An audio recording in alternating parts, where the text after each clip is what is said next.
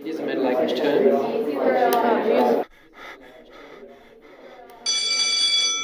So it's your first day of class as a teacher and you're nervous, the students are nervous, they can show it, but you can't.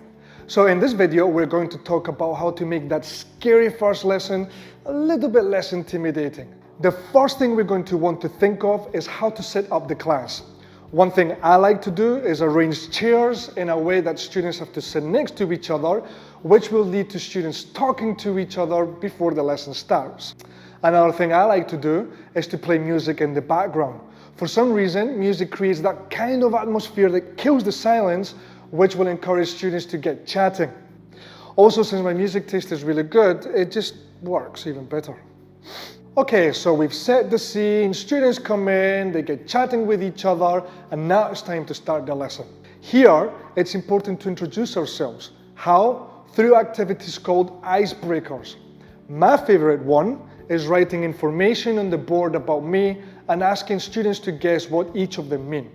Yeah, simple, I know, but it just works. After you've introduced yourself, here's an important tip, if not the most important, which is getting students to get to know each other, which of course is also an icebreaker. There are many ways of doing this, but my favorite one is giving students a list of questions and getting them to go around the class asking each other and see if they find other like-minded people in the class.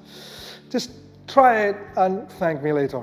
So one of my biggest but yet simplest tips for feeling confident that I give new teachers is to be super well prepared. Now your lesson won't go 100% as planned, but the better prepared you are, the more chances you have. One thing you can do is write an outline on the board for students to be able to follow your lesson, but also to make sure that you stay on track. All right, so it's important that when the lesson is running, not to be too strict on finishing everything that we have prepared. It's more important to get people to feel comfortable. So if you have to sacrifice a small part of the lesson, then become else and frozen and let it go. Of course, remember to sit down after each lesson and reflect on what went well and what didn't, which for the record is something that every teacher should do after each lesson. And just when you thought that this video couldn't get any more informative, here I am coming through with one last tip. Remember that even you're trying to be friendly with students, rules need to be introduced on the first day, and we need to be very, very consistent with them to make sure that we have total control over the class. And this is the end of the video. Thank you everyone very much for watching. I truly hope that you've learned something new. If you need some ideas of activities to do in your class, click here. To follow us and keep updated with more teaching tips, click here.